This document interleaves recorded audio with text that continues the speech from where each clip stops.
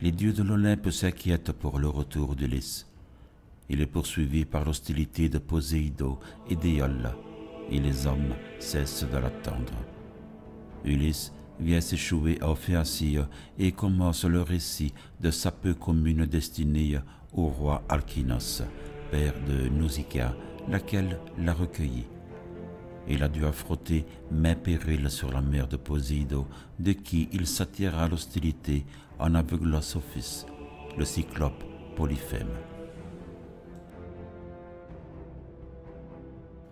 Échappant aux séductions de Circé la magicienne, aux chants fascinants des sirènes, la cruauté de Charbide et Scylla, monstres marins qui emportent hommes et vaisseaux, et à l'oubli de son idylle avec la nymphe Calypso, Ulysse n'a eu de cesse de retourner à Ithaque.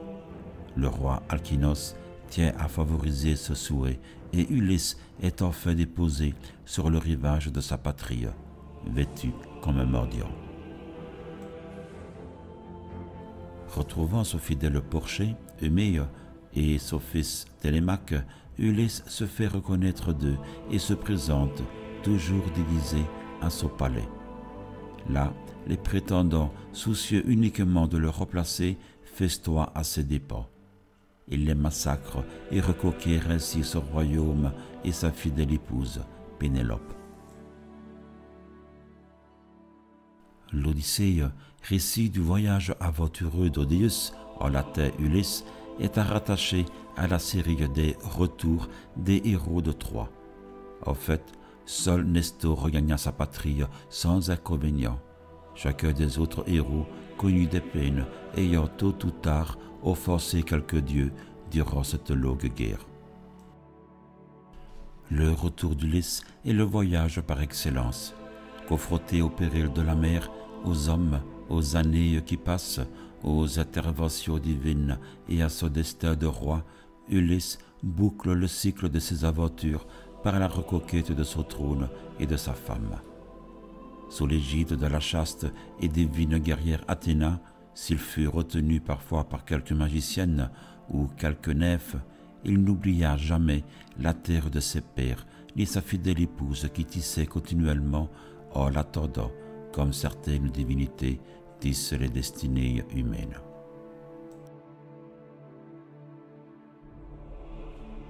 Pour les Grecs de l'époque classique, les poèmes homériques étaient le livre national par excellence, une sorte de Bible où chaque petit Hélène apprenait ses lettres et trouvait des exemples de courage comme d'intelligence. Bien plus, ils en vinrent à être regardés par la plupart d'entre eux comme la source de toute sagesse et même de toute science. Aujourd'hui, encore, historiens, archéologues, linguistes y découvrent une abondante matière à recherche.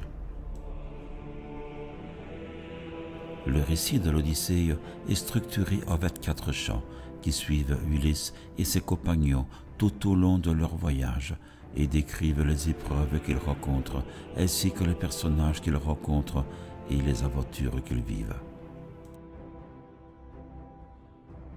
L'Odyssée est considérée comme l'un des plus grands chefs-d'œuvre de la littérature antique et de la mythologie grecque.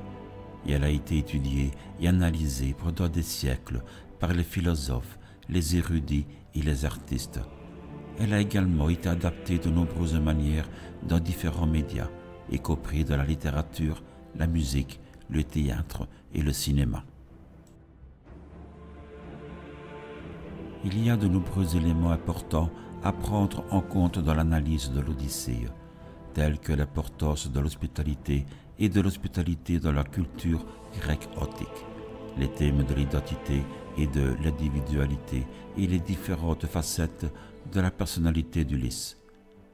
En outre, l'Odyssée explore également des thèmes tels que la guerre, la loyauté, la famille et l'amour, et elle met en scène de nombreux personnages complexes et fascinants, tels que la déesse Athéna, le roi Polyphème et le roi de Troie, Priam.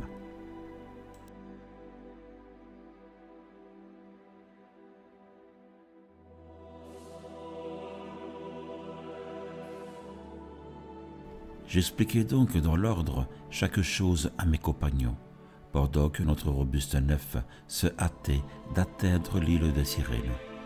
Un vent propice nous y poussait. Soudain, la brise tomba et ce fut le calme plat. Un dieu avait endormi les flots. Alors, mes compagnons se levèrent, ils plièrent les voiles et les rangèrent au creux du navire. Puis, ils s'assirent aux rames, faisant blanchir le flot avec leurs pales de sapin. Moi, de la pointe de mon glaive, je coupai en morceaux un grand cercle de cire, et, en la pétrissant, la cire sous la forte pression de mes mains s'amollit. À tous mes gens, tour à tour, j'en bouchai les oreilles.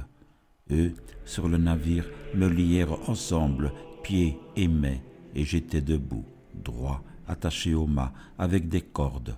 Puis, ils s'assirent, frappant la mer grise de leurs rames. Et, quand on ne fut plus qu'à une portée de voix, on pressa l'allure, mais les sirènes virent la nef rapide qui bondissait tout près et entonnait un chant clair. Viens ici, Ulysse, tant encensé, illustre gloire des Achéens. Arrête ton navire pour écouter notre double voix. Jamais un noir vaisseau n'est passé par ici sans ouïr les doux chants qui sortent de notre bouche. Et charmé, on s'en retourne, plus riche de savoir, car nous avons tout ce que dans la vaste Troade, Argiens et Troyens ont subi par le vouloir des dieux, et nous savons tout ce qui advient sur la terre féconde. Elles chantaient ainsi, lançant leurs belles voix, et moi, je voulais les écouter, et d'un signe des sourcils, je demandai à mes compagnons d'ôter mes liens. Mais eux ramèrent de plus belle, tandis que, se levant, Euryloque et Périmède me mettaient plus de liens qu'ils resserraient davantage.